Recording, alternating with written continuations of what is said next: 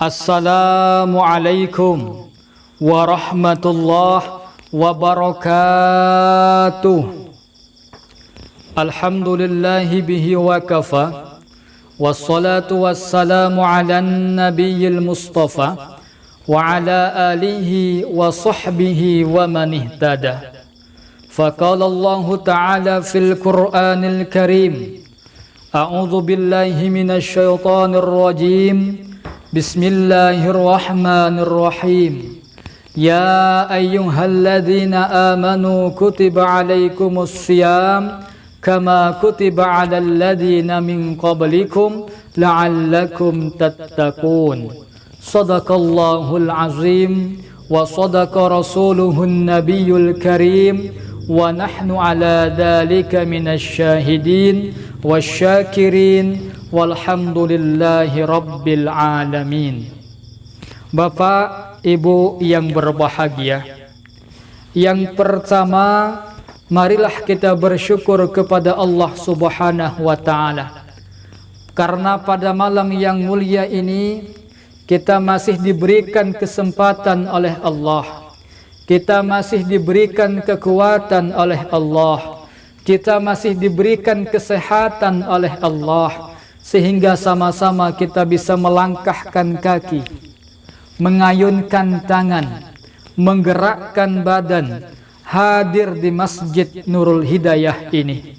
Semoga berkumpulnya kita di sini menjadi isyarah bahwa nanti kita akan berkumpul di surganya Allah. Amin Allahumma, amin Allahumma, amin amin ya rabbal alamin.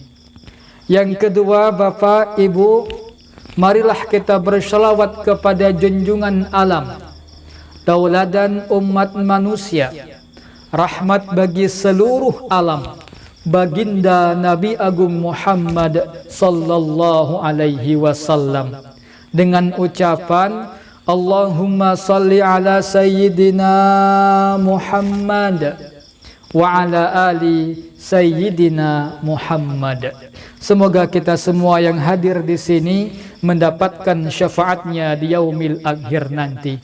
Amin, amin, amin ya rabbal alamin.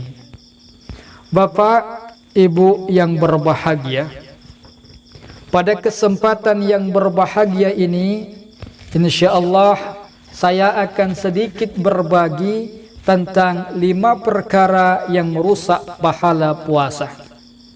Bapak, Ibu yang berbahagia, ada perkara yang membatalkan puasa, ada perkara yang merusak pahala puasa. Insyaallah Bapak, Ibu sudah paham apa perkara yang membatalkan puasa. Paham, Bu, ya? Paham, Pak, ya? Insyaallah paham semua.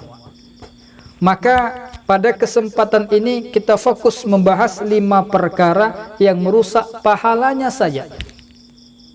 Puasanya tetap sah, tapi kita tidak mendapatkan pahala apa-apa. Apa 5 perkara ini? Dalam sebuah hadis dijelaskan, khamsun yuftirna shaim, al-kadibu wal ghibatu wan namimatu wal yaminul kadibah wan nazaru bisyahwah.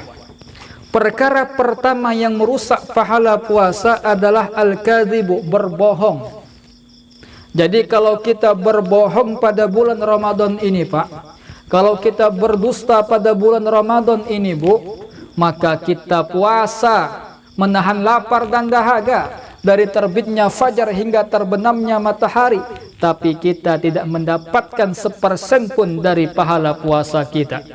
Pahala puasa kita hilang begitu saja. Kenapa?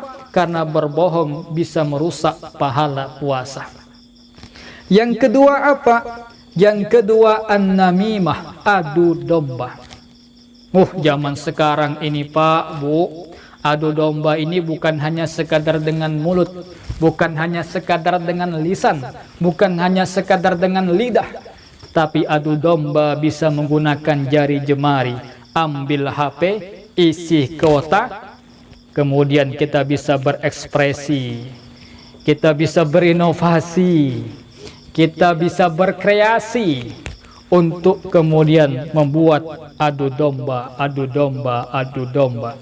Bukan hanya satu desa yang bisa kita adu domba dengan HP itu. Bukan hanya satu kabupaten yang bisa kita adu domba dengan sebuah handphone. Tapi satu negara, bahkan dunia, bisa kita adu domba dengan modal HP tadi, Pak.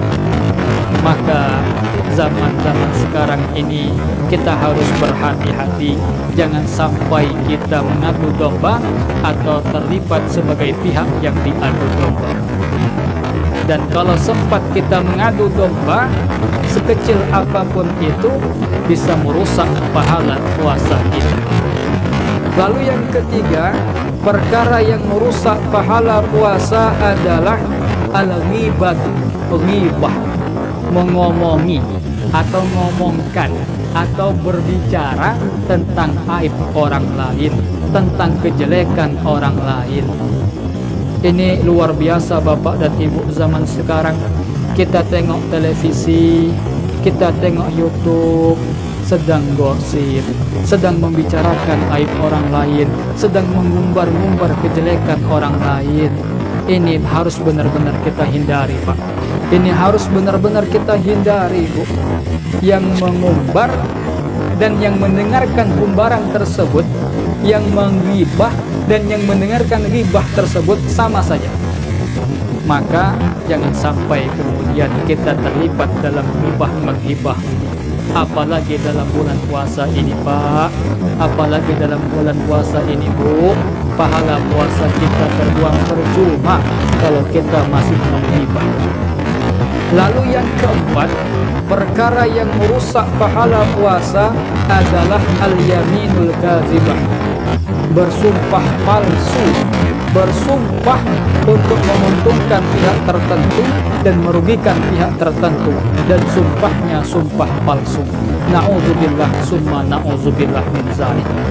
Dan yang kelima, perkara yang merusak pahala puasa adalah an-nazaru bisyahwah, melihat dengan syahwat, dengan nafsu.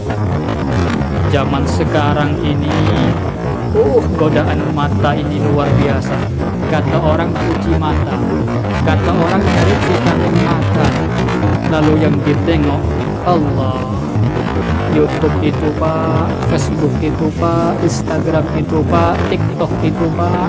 Kalau kita ingin mencari hal-hal yang dilarang oleh agama, ingin mencari perkara-perkara yang membuat dosa mata, luar biasa banyaknya, Pak. Luar biasa mudahnya, Pak.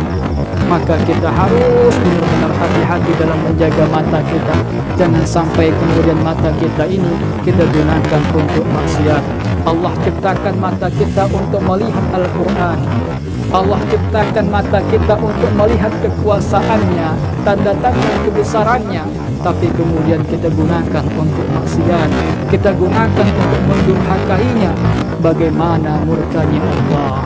Semoga pada bulan Ramadan ini menjadi momentum bagi kita semua untuk menghindari